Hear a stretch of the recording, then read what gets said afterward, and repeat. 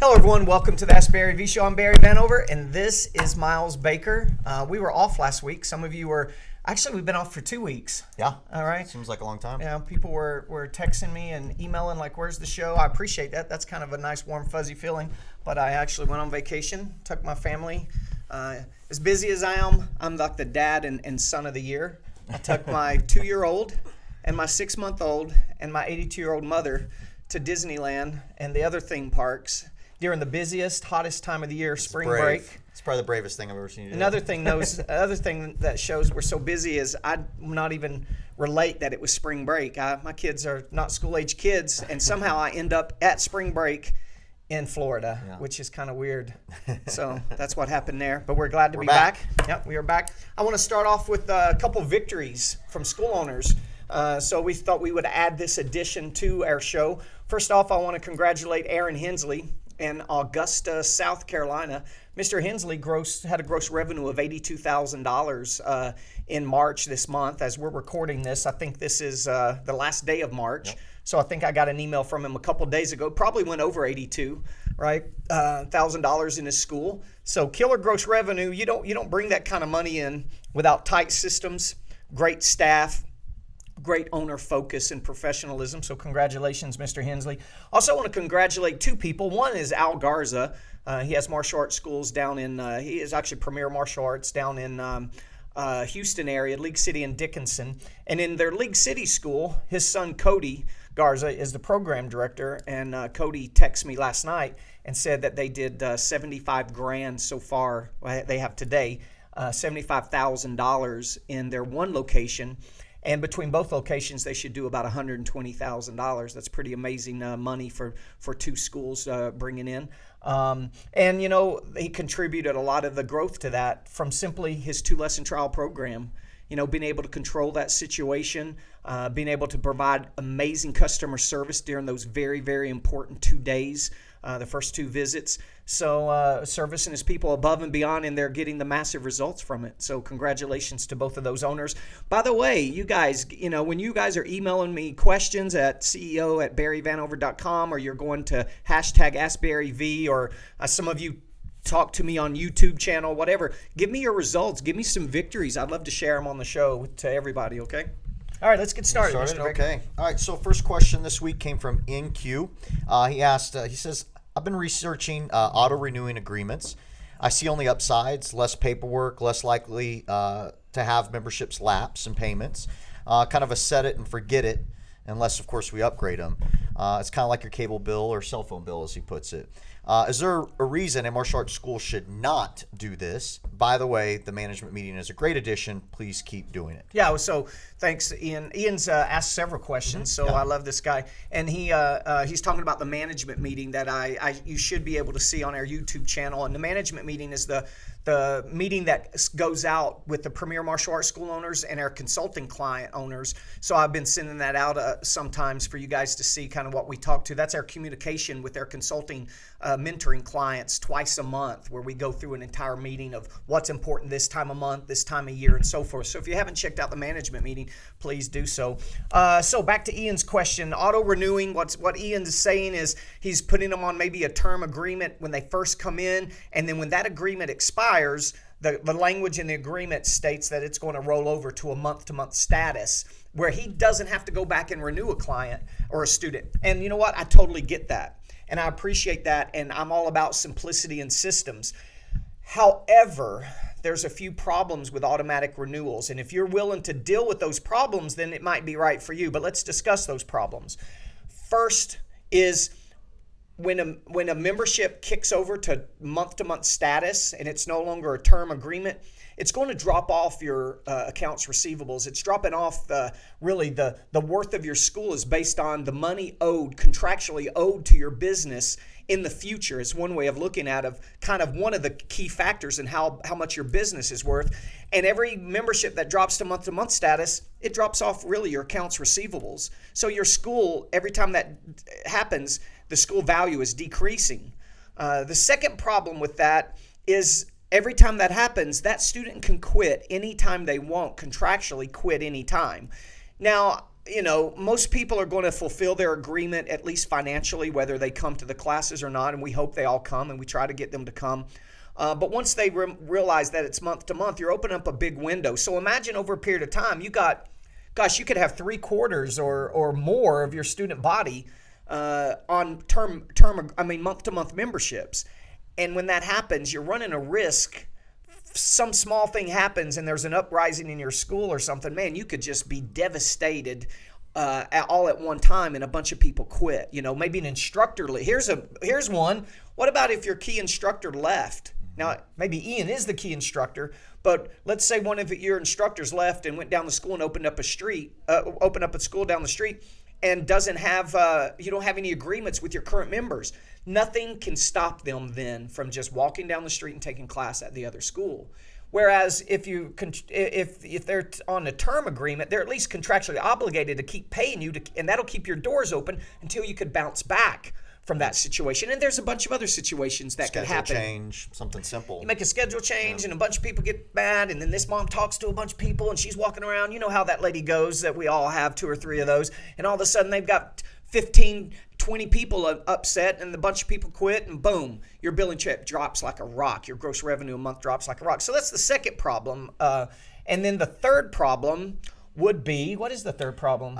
Perception of the consumers. So though we may have done all the things right and explained to them that it goes to month afterwards, if they stop coming in their mind 6 months later, 12 months later, 36 months later, their membership is over, but they had forgotten that it was month to month after that. They stop coming, and they find out they've been billed the last 5 or 6 months, they haven't been coming. They're going to be upset. Now, we haven't done anything wrong. Right. But people don't remember that 6 months, 12 months, or 3 years later. That's They exactly just don't. right. What happens, that month to month, and that mother looks at her bank statement 6 or 8 months later and goes, wow, I thought my membership ended. She forgot about the rollover, right? You might have explained it to her a year ago or 6 months ago, but she forgets about it. She looks and sees, you've been billing them. She starts calling you wanting refunds.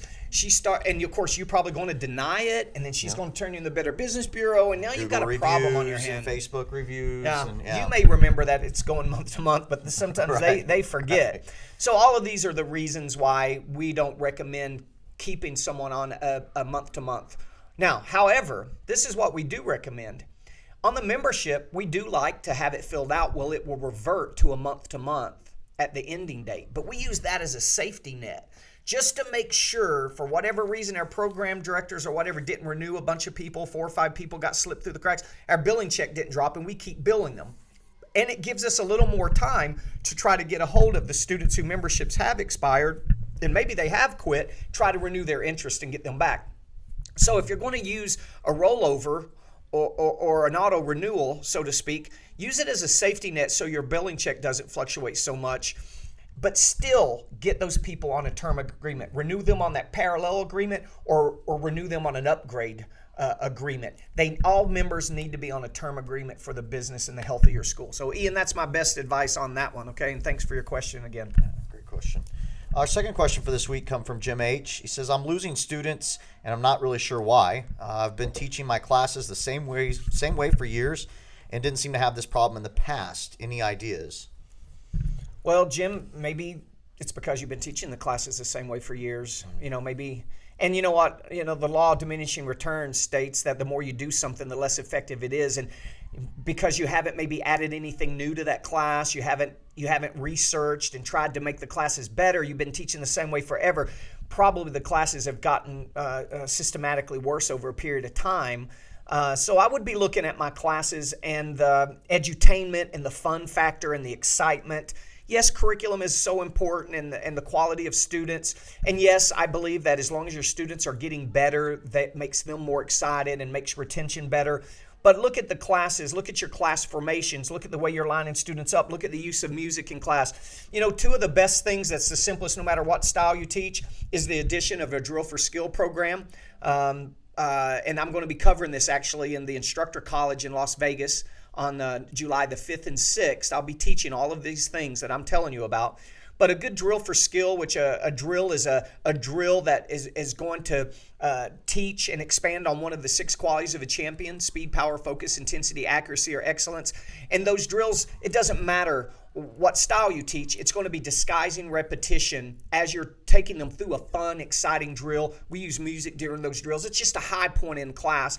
And then, make sure you're using a good personal development program. Ours is called Black Belt Excellence. And in this program, you're going to have a theme of the month, whether it's perseverance or respect or focus or self-confidence or whatever. You're going to have a theme for the entire month. You're going to have mat chats where you huddle the students up and you have that meaningful, life-changing conversations with kids on those mat chat lessons. And that's a great way of bringing the personal development part of martial arts home to the child. So just some tweaks like that is the first thing I would look at in your classes. Now, Jim, later on, another discussion would be, let's look and see, do you know where the students are quitting? Are they 5 to 7-year-olds? Is it 8 to 12-year-olds? Is it 8 to 12-year-olds at blue belt when you start teaching sparring and maybe sparring is too hard? So there's a lot of things we can do to dive into it to get a more pinpoint discovery of where you're losing the students, but just the overall excitement and entertainment and personal development part of class is the first place that we would look, okay? Very cool. Our next question for this week comes from Nick K. Exciting question. He says, I'm planning on opening my first martial arts school. What is your best piece of advice? Well, Mr. Baker, I had somebody text me, and they're like, how come you don't let Miles answer a question ever? Oh. It is called the Ask Barry V Show, by the way. But you want to answer I that would question? say my best piece of advice would be to find a mentor. I'm here because I followed a path. So I tell a lot of young guys that are opening schools or just started schools is, man, this is an exciting time for our industry because there's a lot of people that came before us that paved the way and worked out the kinks. The trial and error days a lot of it's over. It's figured out. So the fastest way to success is find the people that are successful and follow their Duplicate path. that Would system. be my absolutely. Yeah. One important thing that you did say, the martial arts industry has never been more exciting, never been more, I guess the word's legitimate, meaning everybody knows martial arts is the real deal now. There's no more concrete breaking and laying on beds and nails and setting shit on fire. Nowadays, every single weekend, you see two men get in a cage and battle it out to prove that martial arts is the supreme form of combat, right? So, and with the Brazilian Jiu-Jitsu being so popular and Krav Maga, your kids' martial arts is even more popular than ever. It's having this overall effect with mixed martial arts and UFC. No better time to be in this industry, Now, if I was going to give a new school owner a piece of advice, another piece of advice that I would give would be every decision you make in your school, make it so that it would work in 5, 6, 10 locations. Because that way, one day you'll be able, whether you want one school or 10 schools, you'll be able to remove yourself from that decision or from that situation. If you go in and you make a lot of decisions that can't be duplicated, that requires you, that only is going to work in that one location where you're at, you never will grow. So set up everything and all systems and decisions based on if it will work for 5 locations, not just one location. That's good. Damn, you still won up to me. That was is pretty good. good. I That was know. good. Sorry, my bad. I should have just shut up. All right, so our next question, Robert K. asks, he says, I've been doing your mass intro systems with great success. Well, that's great to hear. I don't want this to stop once school goes out for the summer. Any ideas to get people to show up during the summer months? Yeah, our mass intro systems, and by the way, anybody don't know what mass intro systems are, we're going to have a weekly event, a free community event, a lesson at your school every Saturday morning at 10 o'clock. That classroom floor is empty, let's say, and you're doing all these different things to get people to show up at it, which you're going to do an awesome group or mass introductory lesson. You're going to make them special offer to sign up. I was just talking to Shane Tussaud last week, and he signed up 13 people at his mass intro. Right, and we get this every week from different clients that are doing the mass intro system. Now, who is this we're talking to? Robert K. So Robert probably has started his mass intros with going into the public schools, Sounds which is like how it. we started it. We go into the individual teachers' classes, or we go and guest PE instruction. But Robert, we've developed an entire series of things because a lot of schools can't get into their public school system. So those schools can still do mass intros. We developed an entire marketing system of how to get people to show up at your mass intros that doesn't have anything to do with the public schools. Now, naturally, public schools is easy. and powerful, but there's a lot of other things that you can do. So many that I can't cover all of them on this 20-minute show because everybody will tune out on me. But here's some ideas. The birthday parties that you had last week, they should always be invited to your Mass Intro the next Saturday. Any event that you have for your current students where they can bring a friend or buddy, like Parents Night Out or White Belt Buddy Bash, or those events should always be done on Friday night. So you can do a martial arts lesson with everybody and invite the buddies back the next day for the Mass Intros. Every time you have a promotional booth, you should be promoting an event that's happening the next Saturday, and you can disguise that. That could be Kids Safe Workshop, that could be Karate for Concentration, that could be a Bully Proof Workshop, that could be a Beginning Children's Martial Arts Workshop, and you're taking registrations at your Bully Proof. If they register at the booth, they get a free uniform when they show up next Saturday. So now I could go into telemail and all these other systems to get people to show up, but there's a few tips. So don't give up on your Mass Intros during the summer just because school's not in session, because there's kids in daycares and summer camps everywhere. You can still go do your school talks, okay? All right, last question for this week. Great question. I love it. Sean H. asks, he says, my competitor down the street seems to copy everything I do. What should I do about this? Oh, man.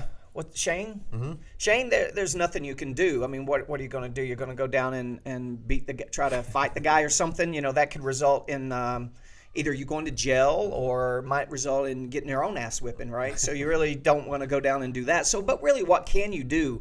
You know, I don't know what he's copying of yours, but nothing's new.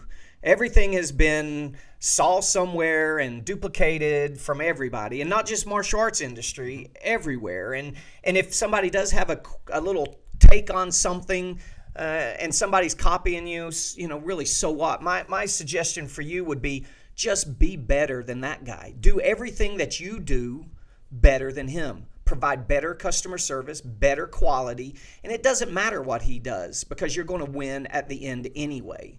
So, yeah. What do you think about that? No, I agree. There's nothing you can do. No. There's nothing you can do about it. So you might as well just be the best at it. Yeah. You know, what's the word where you not copy somebody? I'm getting ready to mess up this show right now. Trying to think of this word, Sean. What's the word? Flattery is the best form of. But it's a compliment. Flattery. Okay, we're going to change that whole saying. The new way of saying that is, you know, flattery is a compliment, not flattery. It's when you copy somebody. Damn, anyway, let's move on because this is getting really bad. All right, so guys, today the marketing tip of the month. I'm actually, you know, we've been getting great content to you guys for free, and we enjoy doing the show. It doesn't take that long. I'm meeting a lot of new people and getting to know some of you guys this way, but I do want to go ahead and give you a hard sell on something. You know, we have our new online Igniter program. You can see this website at MA for martial arts, maonlineigniter.com. And this program is very cheap. It's $97 a month, but we've got a special right now for only $57 a month. You can sign up and it stays $57 forever.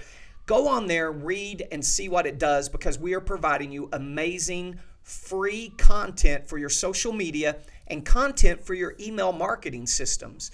You know, marketing is changing very rapidly, and if you don't know how to market efficiently on Facebook, if you don't know how to put up information to keep your current Facebook followers liking you, following your posts, seeing what you're doing, if you don't know how to get more people to like your Facebook page so that you can then market to them and start learning to get their leads, their name, address, phone numbers, emails, and target them through email marketing for future sales, you're missing a big part. And what we do, the Online Igniter program is a simple program that's is going to enable you to not have to research and find lots of content for your social media. We're providing you beautiful ads, beautiful artwork, beautiful post pics and images, and the written copy for great email marketing for you to put in your email funnel system. So take a look at that. And by the way, on the screen right now, you're going to see either a URL or a download link where you can download. We're giving you free holiday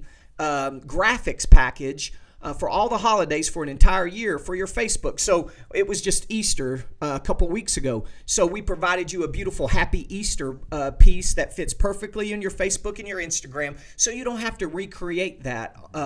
And it's martial arts related for all of the holidays, you know, President's Day. We did them all, man. So you can download those for free as our free gift to you guys. All right. Anything else? That's it. All right. Thank you guys so much. We'll see you next week.